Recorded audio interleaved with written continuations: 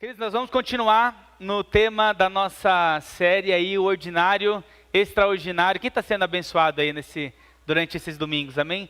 Nós temos tentado trazer de forma bem prática, clara, alguns conceitos, alguns princípios, né, de como Deus espera, né, para você que talvez está chegando hoje, ainda não tinha pego nenhum episódio dessa série. Basicamente, nós estamos falando sobre dois objetivos. O primeiro deles é nós valorizarmos as coisas ordinárias da nossa vida. Nós já falamos sobre o tempo, nós falamos sobre o trabalho, e nós falamos aí, né, falamos nós, porque minha esposa aqui nos representou falando sobre a rotina. Então é um pouco sobre o primeiro objetivo, valorizar aquilo que acontece de forma ordinária na nossa vida. E o segundo objetivo é nós entendermos a luz das Escrituras, a luz da Palavra de Deus, como é que Deus espera que a gente lide com esses temas, como é que Deus espera que eu lide com o tempo, como é que Deus espera que eu lide com o meu trabalho, e como é que Deus espera que eu lide com a rotina na qual eu estou inserido, que faz parte da minha vida, do meu cotidiano, de forma que isso glorifique a Deus. Antes de falar do tema de hoje, eu queria que nós lêssemos a nossa tradicional passagem de Filipenses, capítulo 4, versículo 8. Eu quero dizer para você que se ao final dessa série você não memorizar esse versículo, eu procuraria aí um médico, porque a sua memória pode não estar funcionando muito bem. Mas, brincadeiras à parte, queridos, a memorização da palavra de Deus, ela traz para nós a oportunidade de nós sermos edificados constantemente e meditarmos nela. Então ainda dá tempo, nós não vamos encerrar hoje, pelo menos ainda nós temos mais um tema para falar no próximo domingo, e você tem a oportunidade de memorizar esse versículo base aí. Nós vamos ler, e você já sabe, né? Já, né? Amém? Então vamos lá. Finalmente, irmãos, tudo que for, tudo que for, tudo que for, tudo que for, tudo que for, tudo que for, de boa. Se houver algo excelente ou digno de louvor, esse é um combinado meu com a mídia lá para ver, né, a calibração aí, né? Eu fiz uma analogia para eu memorizar. Eu nem sei direito aí, a Gé sabe, mas eu sou só um mero telespectador desse tema, mas a linguagem de sinais, assim é V, assim é N. Então eu falo, tudo que for verdadeiro, tudo que for nobre, tudo que for correto. O P é meio difícil, eu não sei fazer assim, né? Meio tudo que for puro, tudo que for amável, é o A, de boa fama, se houver algo de excelente ou digno de louvor, pense nessas coisas. Então, assim, é uma forma de, né, desenvolver. Quem sabe logo eu não estou aqui fazendo essa linguagem aí para abençoar algumas pessoas. Feche seus olhos. Senhor, nós te agradecemos por essa manhã maravilhosa. Nós já estivemos aqui no primeiro culto, nós estamos aqui agora presencialmente, algumas pessoas assistindo online. Nós estamos aqui para sermos edificados pela tua palavra. Nós adoramos ao Senhor, nós glorificamos, nós entregamos o nosso tempo, e nós estamos aqui hoje para continuar meditando e refletindo sobre esse tema, Pai. Alguns assuntos ordinários que o Senhor tem chamado a nossa atenção para nós refletirmos e repensarmos a forma como nós estamos lidando com estes assuntos. Nós te agradecemos em nome de Jesus. Queridos, o tema de hoje, né, de um assunto bastante ordinário, comum nas nossas vidas, é a comida. A comida. Esse é um tema que é algo que está presente na nossa vida, e para fazer uma dinâmica, fala para a pessoa que está do seu lado aí, qual é a comida que você mais gosta?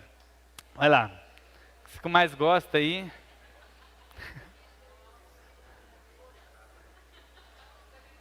Esse é também uma oportunidade para você convidar essa pessoa ou ser convidado por ela. Agora você continua a conversa e fala assim, quando é que você vai me chamar para essa comida?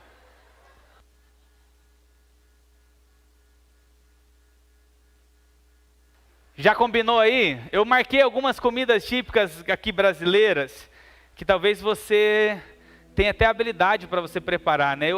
Nossa famosa feijoada. E quem gosta de feijoada? Feijoada aí tradicional aí, nos pratos dos brasileiros. Eu lembro uma vez que quando eu morei nos Estados Unidos, eu amo feijão, já falei isso, e eu senti muita falta do feijão, enquanto eu morava lá. E eu lembro de um churrasco de um churrasco americano. Eles são muito bons em muitas coisas. No churrasco, tenho que confessar que o meu churrasqueiro favorito, que é meu pai, teve que ir lá e fazer um churrasco mesmo para o pessoal conhecer. Mas um dia, meus pais ainda não tinham ido me visitar, e eu fui num churrasco, e eu, de repente, presenciei uma cumbuquinha assim, cumbuquinha de feijão. Era um feijão carioca, porque era um feijão marrom, né? Era um pouquinho maior assim. E a hora que eu vi aquele feijão, sabe, aquele caldo meio grosso, eu falei assim, meu Deus, eu não acredito que eu tinha ido no churrasco na casa de um amigo lá americano e tinha feijão. Eu falei, não acredito. E de repente só que ele trouxe o feijão antes ali de tudo, e sério gente, eu peguei aquele feijão, a hora que eu comi, era doce, era um feijão doce. E eu falei assim, você tá zoando comigo? Doce, feijão doce? Eu nunca tinha comido isso, nunca tinha experimentado um feijão doce. Eles comem antes do churrasco. Eu falei, tem alguma coisa errada, sobremesa é depois. E sobremesa de feijão, não. Sobremesa de arroz doce, acho que sim, mas feijão doce. Qual é a comida ali? Eu trouxe outra comida típica aqui, a tal da famosa moqueca. E quem gosta de moqueca? Ela é famosa tanto para os baianos quanto para os capixabas aí. Nós temos aí também o acarajé lá de Salvador. Alguém já experimentou acarajé? Eita, é bom? Temos uns nordestinos aqui. Tem aí os famosos tradicionais pratos aí o arroz carreteiro, o feijão tropeiro, virado paulista. Eu não sei, vou parar de falar aqui, senão daqui a pouco vocês não prestam mais atenção. Macarronada, eita, macarronada de domingo, Marcelão. Bolinho de frango de Tapetininga, que é isso, hein? Olha só quantas oportunidades. Tem comidas brasileiras e típicas aí que a gente saboreia aí cá entre nós. Nosso Deus, Ele caprichou na diversidade de alimentos que nós temos aí disponíveis, ou aquilo que nós com habilidade... Nós não, porque eu não tenho tanta habilidade assim, mas as pessoas em geral têm para fazer, para preparar.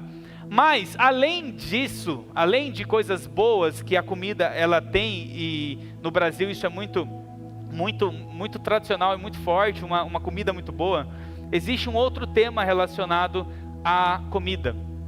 E quando, por exemplo, nós vamos ver alguns dados e algumas informações, eu peguei uma pesquisa que foi realizado pela Universidade Federal de Pelotas, em parceria com a Organização Global da Saúde, Vital Strategies, e ele fala sobre alguns dados importantes sobre a comida. Olha só, 57% dos brasileiros, ou seja, mais da metade, está com excesso de peso.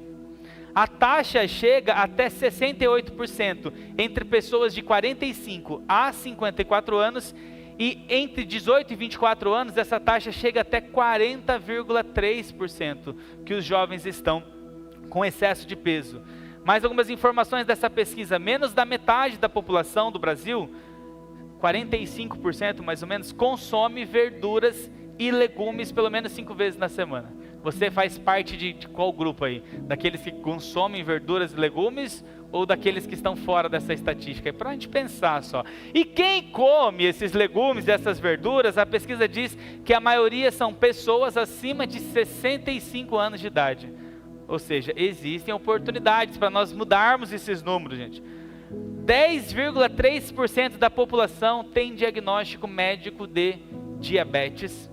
Cerca de 26% dos brasileiros receberam diagnósticos de hipertensão arterial.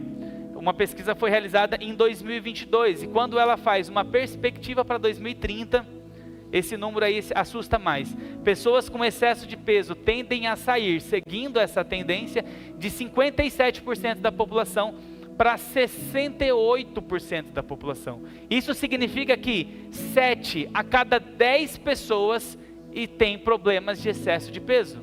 E quando a gente fala sobre obesidade, esse número é de 26%, ou seja, 1 a cada 4 pessoas com problemas de obesidade. Esse é um tema que ele é bastante relevante. Por quê? Porque tem muita gente deixando de lidar com a comida da forma correta, da forma como nós deveríamos. Tem muita gente menosprezando ou negligenciando esse tema na nossa rotina, no nosso dia a dia. O Luciano Subirá, ele conta um testemunho. O Luciano Subirá passou por um processo de reeducação. Ele chegou a pesar 150 quilos. E ele fala que quando ele estava com esse peso, ele foi fazer um check-up com os médicos. E o médico fez os exames e falou para ele assim: Luciano, você tem muita sorte, porque você não está com os seus exames alterados. E ele, tudo bem então, né? Estou nessa condição, meus exames não estão alterados. E aí ele conta sobre, pouco tempo depois, ele encontrou uma amiga dele, médica e pastora da Itália. E ele fala assim, que quando ela viu ele, ela fala assim: Luciano, cada vez que eu te vejo, você está maior. E aí ele ficou meio ofendido com aquilo, né? E aí ela falou assim: você já fez o check-up? Como estão os seus exames? E ele falou assim: eu fiz meus exames. Aí falou para a esposa dele: Kelly, pega lá os exames, mostra para ela que está tudo bem. Ela falou: não precisa. Não precisa. E ela fez uma correlação que eu achei por bem trazer. Ela falou assim: esse tema é como um cartão de crédito. Primeiro você gasta, depois vem a fatura. Para algumas coisas, trazendo esse exemplo do Luciano Subirá, um pastor bastante conhecido por nós, que passou por um processo de transformação no que se diz respeito ao cuidado com o corpo. Ele entendeu que algumas coisas podem ser não imediatas, mas nós podemos colher isso num futuro. Isso pode afetar a forma como nós vivemos a nossa vida.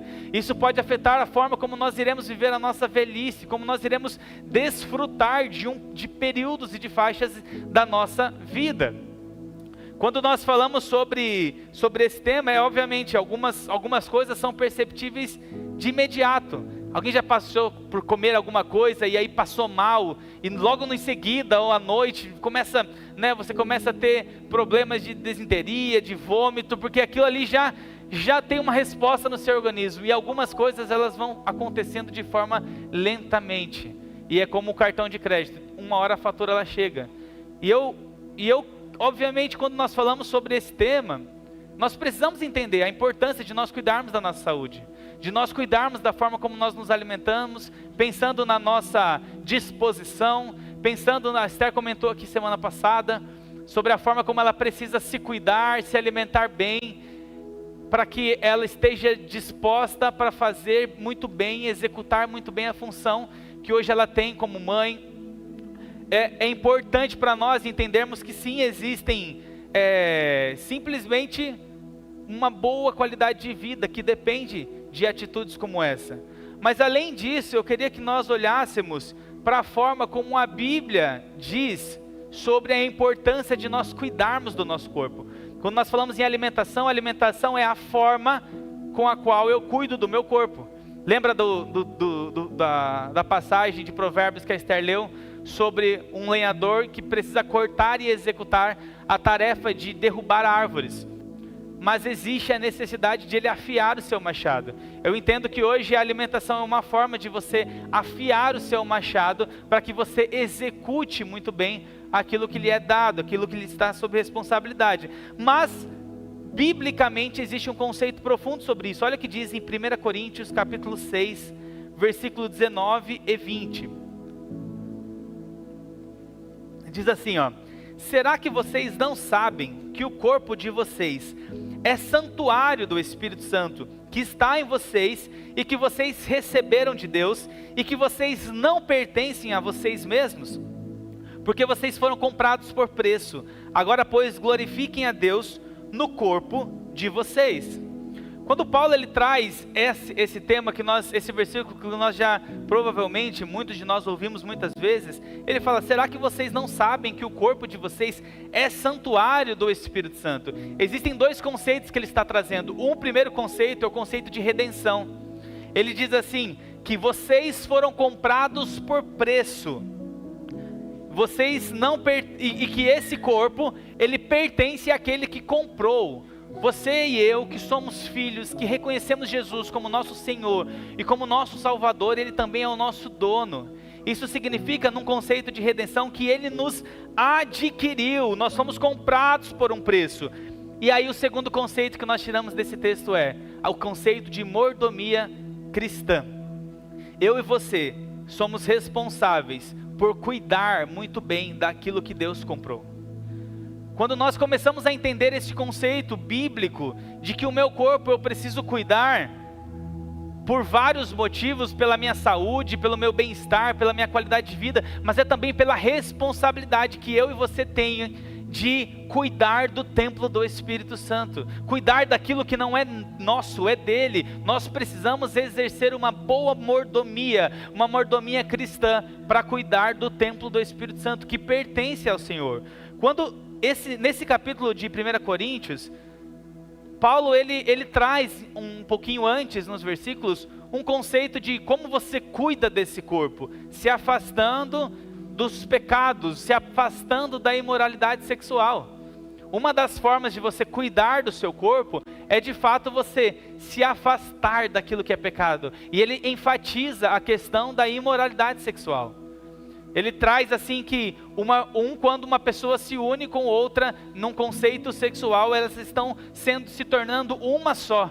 E pensando que eu e você somos corpos que habitam o Espírito Santo, por exemplo, ele fala, pode eu pegar um corpo e fazer com que se una ao corpo de uma prostituta? Você pode ler no capítulo 6 sobre isso.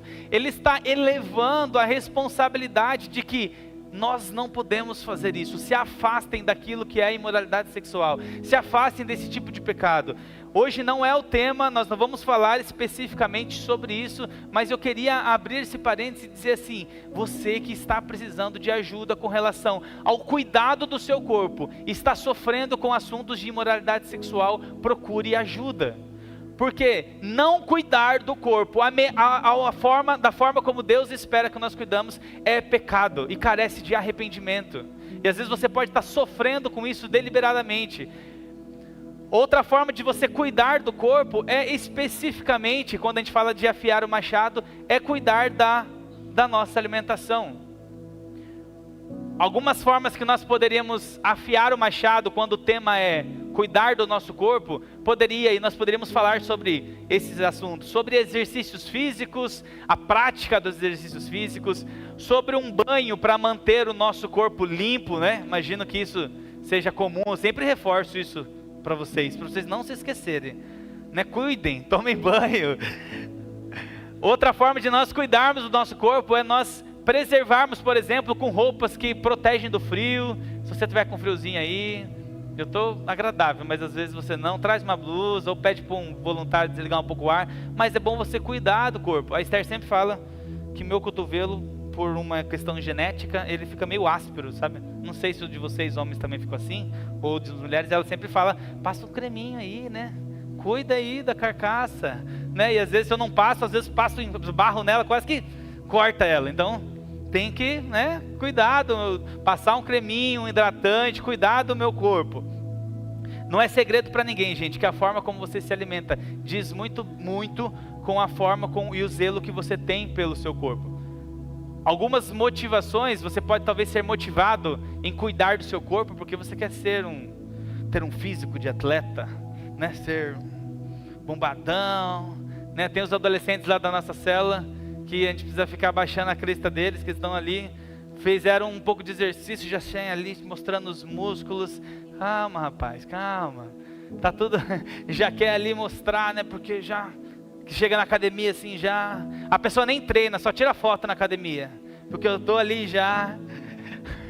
Esses dias eu voltei a fazer academia, aí eu fui mandar a foto para um amigo meu, eu mandei bem de longe assim, eu falei, tá vendo aquela pessoa lá no fundo ali, sou eu voltei, cara, eu voltei.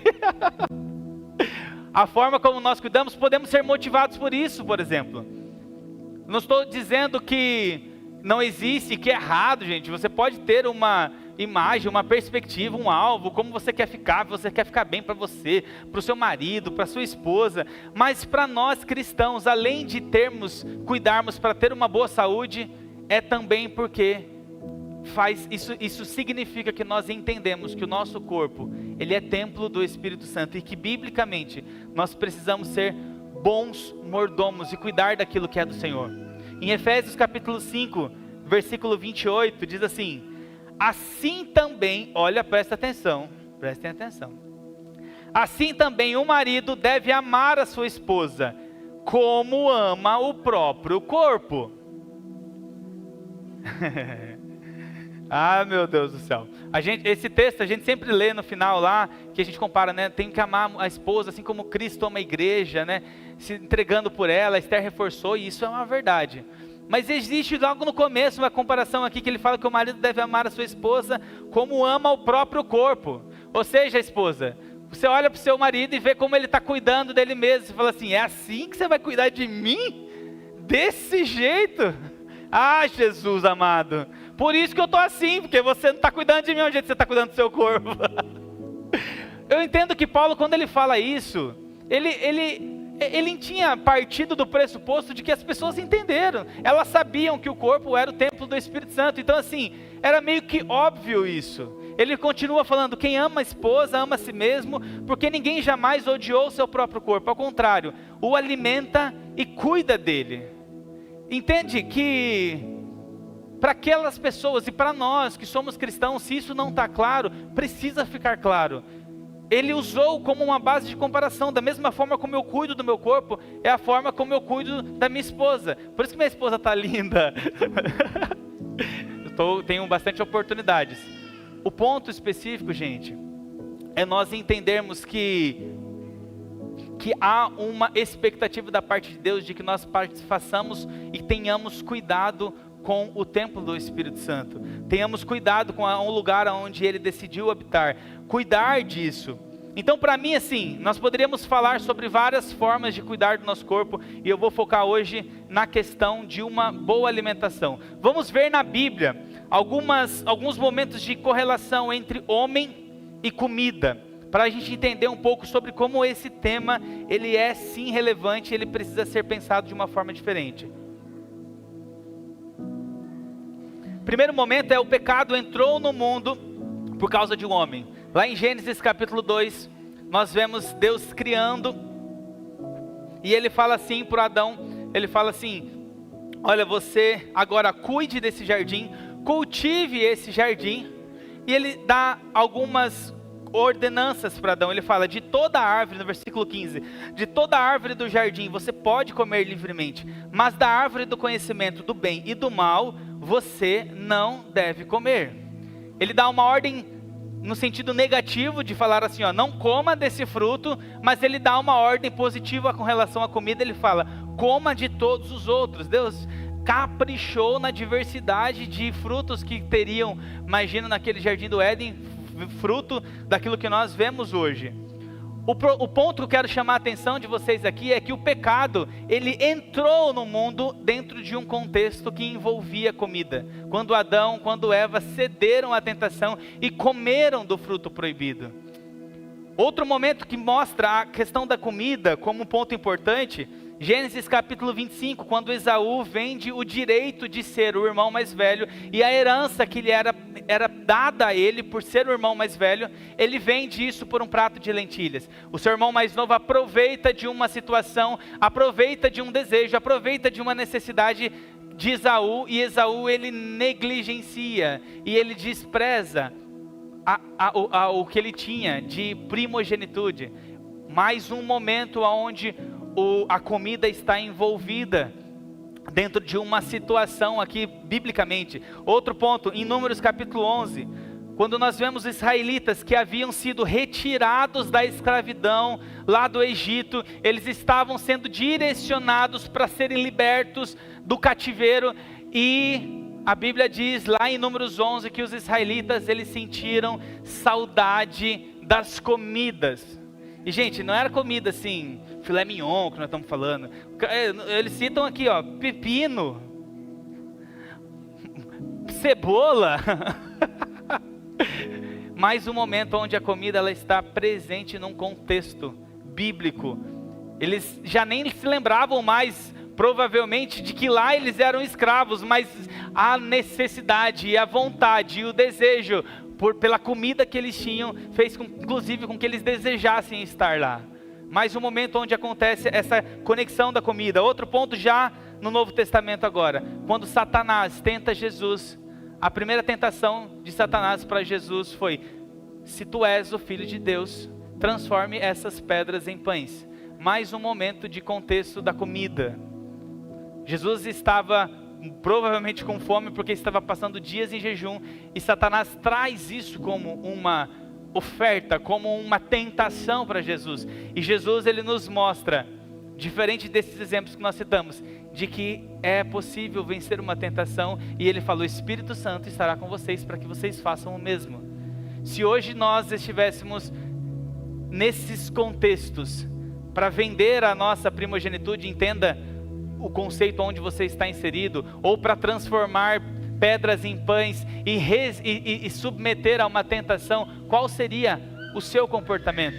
Qual seria o seu posicionamento? Quando o tema é comida, quando o tema é alimentação, é um tema ordinário que aparece na Bíblia, mas que tem bastante relevância. Minha pergunta é: como é que você está lidando com isso que é algo tão ordinário? Como é que está o seu autocontrole com relação àquilo que você come e a quantidade de coisas que você come?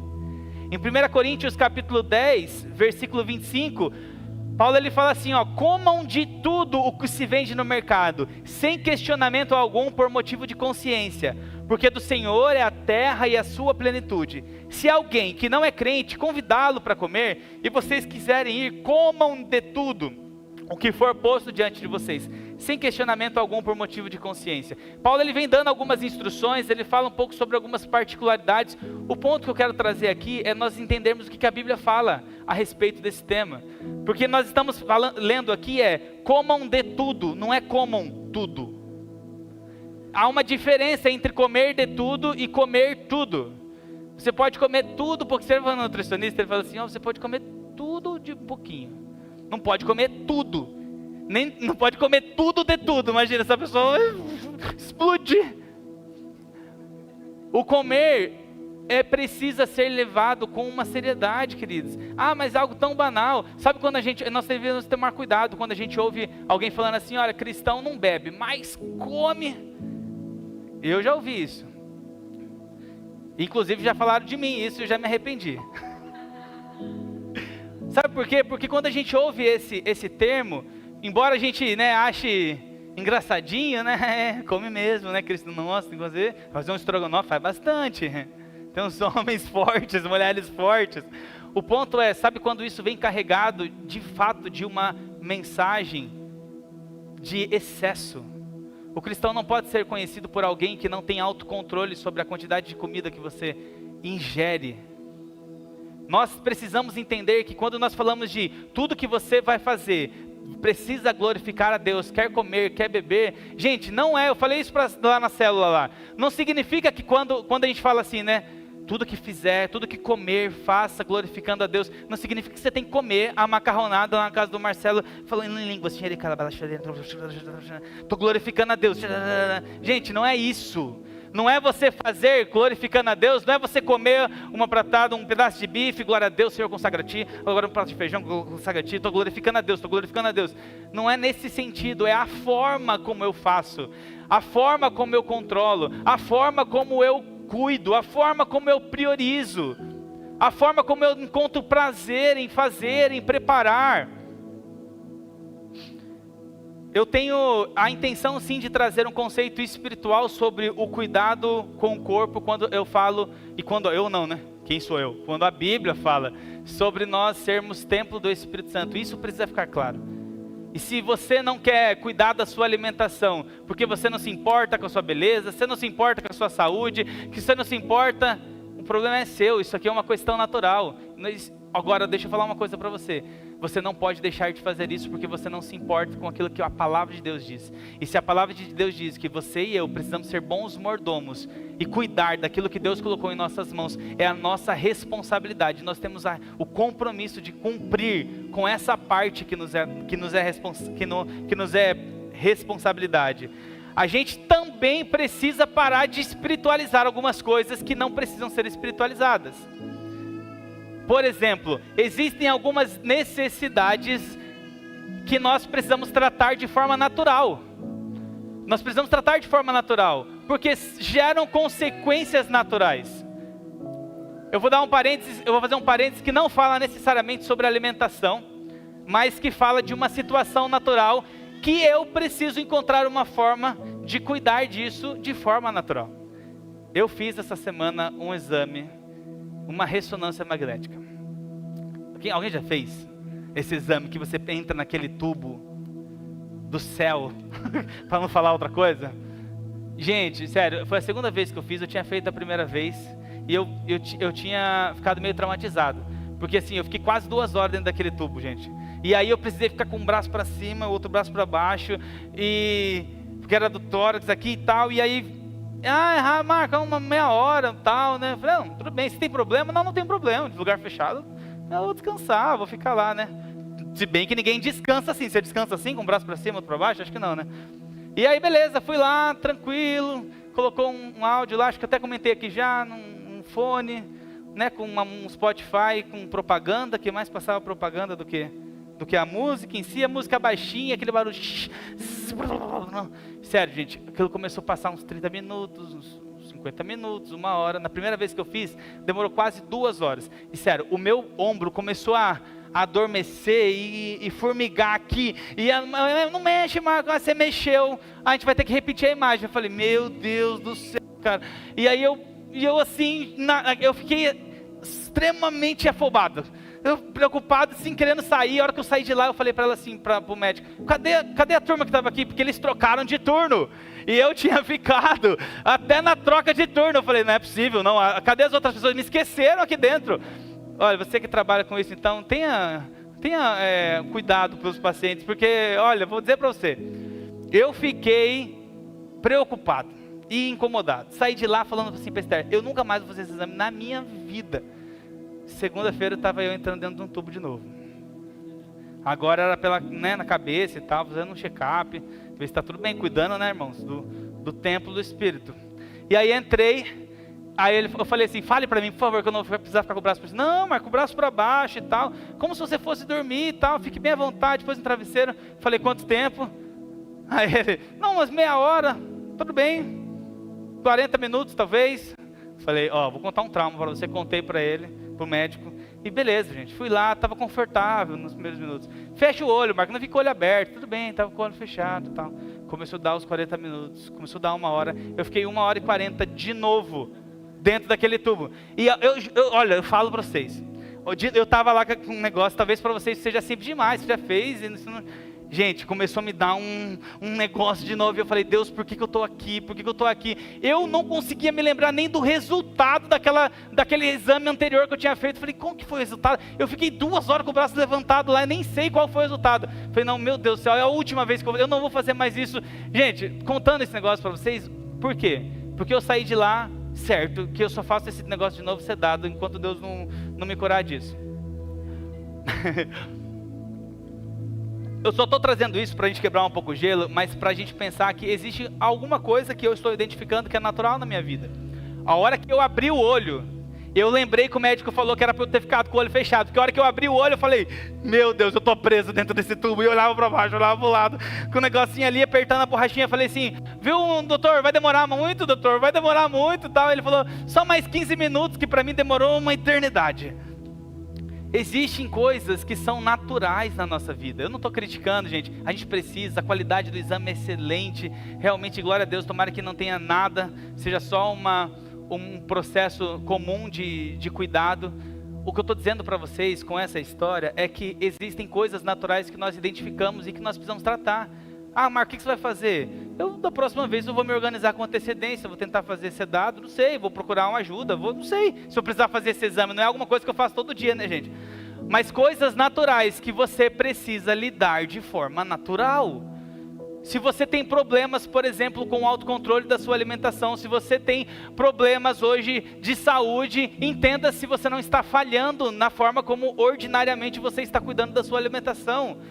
A gente vê, por exemplo, um texto lá em Atos capítulo 27, falando sobre Paulo, quando Paulo ele fala assim, olha, só para a gente ganhar tempo, Paulo ele estava sendo levado para Roma junto com alguns presos, e dentro desse período ele passa por um naufrágio. Ele tenta avisar a galera, ele fala assim, olha,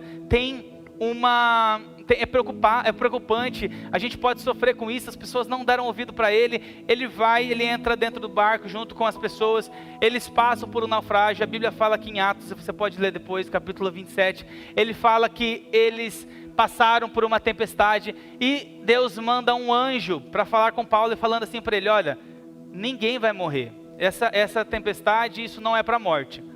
Tudo bem. Paulo, entendendo isso, ele escreve aqui o versículo 33.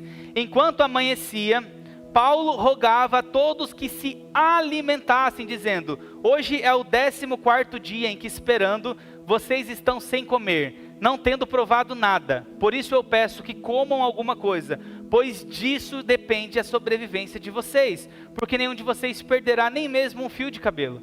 O que ele está dizendo? Ele falou assim: olha, Deus, isso aqui não é para que nós venhamos morrer, mas vocês já estão há 14 dias sem comer, e vocês terão necessidade de chegar. Eles pararam, o barco ficou preso num lugar, eles tiveram que nadar até a ilha de Malta, mas ele sabia que se eles estivessem cansados e fracos, eles não conseguiriam. Então ele fala: depende a sobrevivência de vocês, que vocês comam e que vocês tenham condições físicas de chegar até o lugar onde vocês devem chegar. É um exemplo de coisas naturais que nós precisamos agir de forma natural, sem espiritualizar as coisas. Eu quero trazer para vocês o conceito de o que é natural, que você pode mudar hoje. Que tipo de alimentação você pode mudar na sua casa hoje, com a sua família. Para nós olharmos sobre o tema da comida, e eu vou já partindo para o final, para nós encerrarmos, é impossível nós falarmos sobre comida e nós não falarmos sobre mesa. Nós não falarmos sobre tempo de mesa. É impossível nós falarmos sobre esse tempo, porque assim, não é só o que nós estamos comendo, é como nós estamos fazendo isso. É a forma como nós estamos valorizando o momento que cabe a alimentação para cuidarmos do nosso corpo. Quem não se lembra aí de quando era criança, que brincava na rua e a mãe gritava assim: vem comer! O prato tá pronto, a comida tá pronta, e a gente estava lá brincando, não queria de jeito nenhum parar para comer.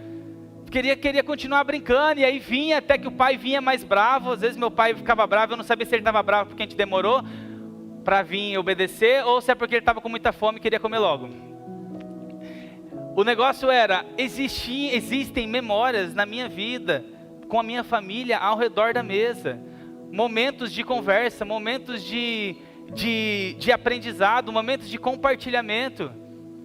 Eu não sei você, e eu não digo que não tem oportunidades para eu olhar e falar assim, para minha filha, eu compartilhei esses dias aqui com vocês, eu já tenho tempo de mesa com a Bela, porque agora ela já não é só a mesa do TT dela, ela já tem tempo de mesa ali.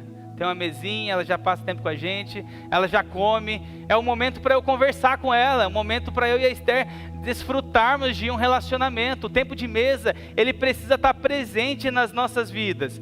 A mesa é lugar de comunhão, a mesa é lugar de compartilharmos tradição, a mesa é lugar de relacionamentos, a mesa é lugar de memória. A mesa não é só lugar de suprir a nossa necessidade, mas é entender quem são os responsáveis por trazer isso por meio do poder que Deus dá. É na mesa que você fala assim: tá gostoso essa comida, filho? Tá gostosa essa comida, filha? Graças a Deus, porque papai tem um trabalho, Deus deu um trabalho para que eu tivesse condições de nós suprirmos as necessidades. É na mesa que você compartilha princípios.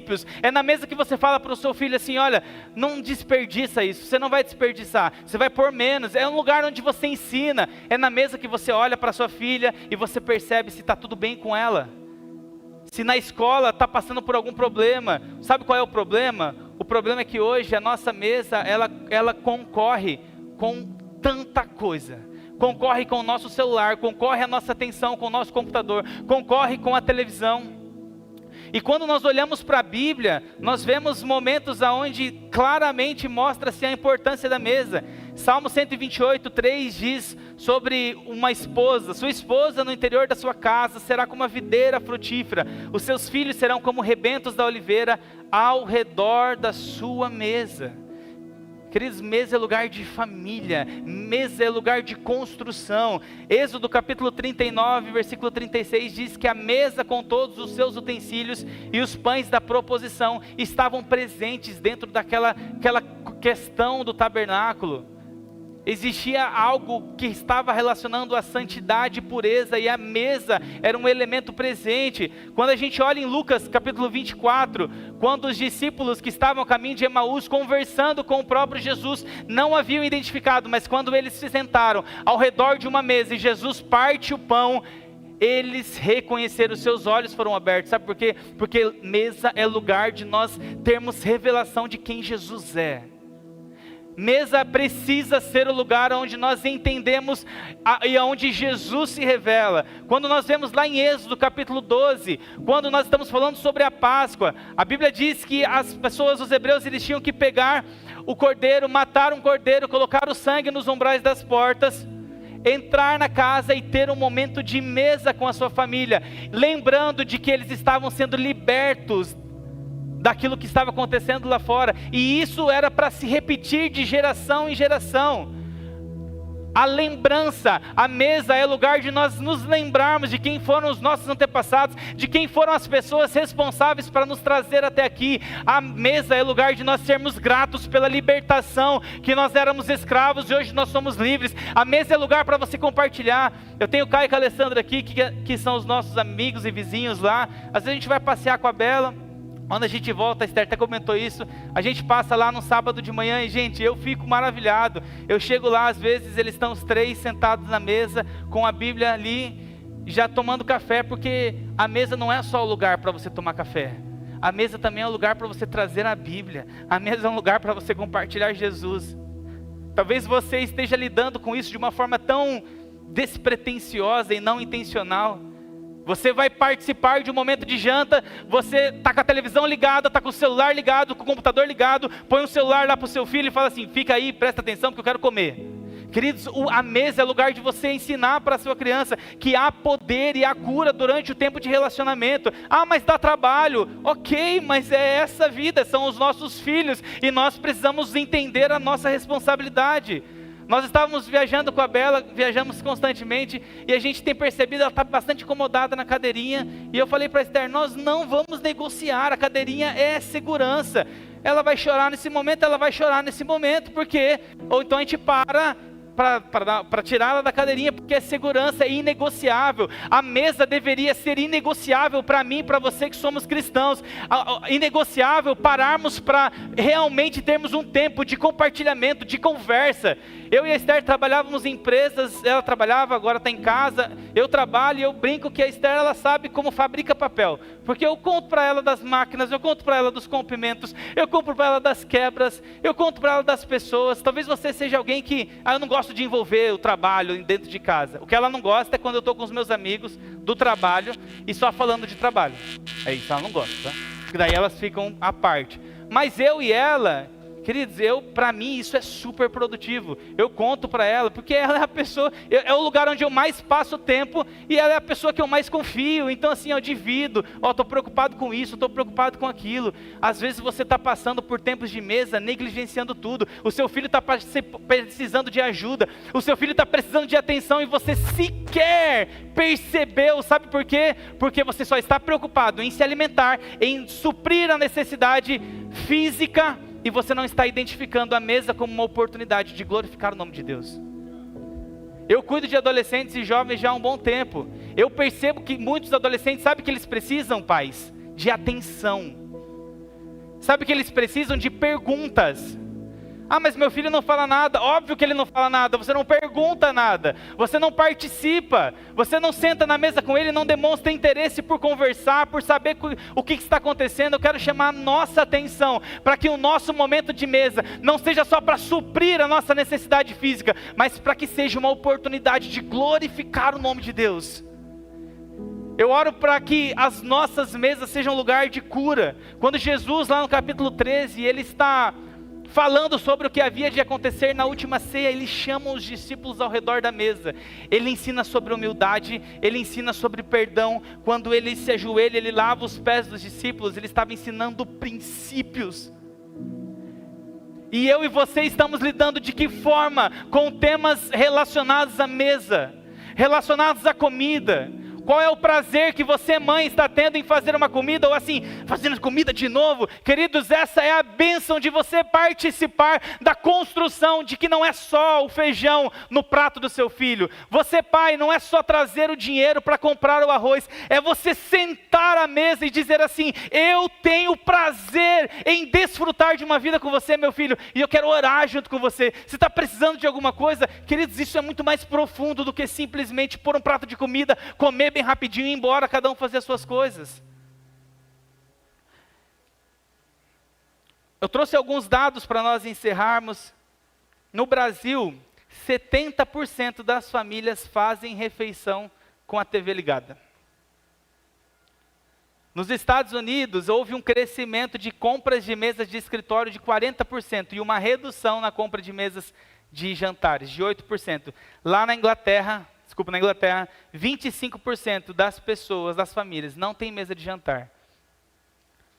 Isso é uma informação que, entenda que quando eu estou falando de mesa, pode ser que não seja necessariamente uma mesa física, mas é um momento disso. Pode ser um balcão, pode ser uma mesa de plástico, mas se você tiver condições de investir em uma mesa, em uma televisão, minha dica é, invista em uma mesa. Porque a mesa traz cura, a mesa traz perdão, a mesa traz arrependimento. A televisão não. Quando você olha para benefícios de estar em mesa, o pastor Josué Gonçalves, ele fala de um benefício de nós passarmos as nossas tradições para os nossos filhos. Ele dá 7 benefícios de você transmitir a tradição para as famílias. Eu vou ler aqui, depois eu posso compartilhar rapidinho por causa do tempo. As tradições familiares, elas nos ajudam a compreender quem nós somos. 2, ela nutre a nossa consciência coletiva. 3, ela reforça a nossa conexão familiar. 4, ela proporciona sensação de integração e amparo. 5, ela nos ajuda a termos comprometimento uns com os outros. 6, nos mostra lealdade uns para os outros. E 7, renova energia emocional entre pais e filhos. Queridos, a mesa é um lugar de nós passarmos as tradições familiares. E o negócio é como é que você está lidando com isso. Eu quero muito que nós saiamos daqui com um entendimento e um intencional de mudarmos a forma como nós estamos lidando com isso. Talvez você chegue depois do domingo para você almoçar, cada um vai para um lugar, queridos, faça daquele momento um momento prazeroso. Pare e ore junto com a sua família, agradeça de verdade, sabe, demonstre gratidão, converse, dê risada, gaste tempo na mesa. Porque é lugar que é um ambiente propício para que o nome de Deus seja glorificado. Lembra quando nós falamos lá no começo, de que tudo que nós fizermos seja para glorificar? Não é comer um macarrão falando em línguas. É você comer um macarrão, rindo e agradecendo e conversando e dando atenção. Dessa forma você glorifica o nome de Deus. No meu caso, a minha responsabilidade em cuidar do meu corpo por meio da alimentação está relacionado à saúde, está relacionado a representar um exemplo para minha filha. Porque eu penso assim para mim, se eu não conseguir demonstrar esse comprometimento naquilo que eu estou fazendo, qual é a referência que eu vou passar para ela? E terceiro porque eu entendi que eu preciso ser um bom mordomo de algo que Deus colocou nas minhas mãos. Jesus, ele não fica apático diante de momentos, diante de mesas. Ou ele vira, ou ele senta para comer. A minha pergunta é, na mesa, dentro da sua casa, quando o assunto é comida, onde está Jesus? Onde está Jesus nas suas famílias, no meio das suas conversas, em ambientes como esse? Na boa, gente, vai jantar, vai almoçar, você já nem tem a oportunidade de fazer isso todos os dias com a sua família. Eu sei, a nossa correria, eu não almoço em casa, eu almoço no meu trabalho. Às vezes eu chego em casa, já está tarde, a Esther já jantou. Eu preciso valorizar momentos onde eu tenho a oportunidade de fazer isso de forma intencional. Como alguém que entendeu que cuidar do templo é responsabilidade por ser um bom mordomo, mas que também entendeu que mesa é um lugar para glorificar o nome de Deus. Amém? Se coloque de pé, você que recebeu essa palavra, glorifica o nome de Deus.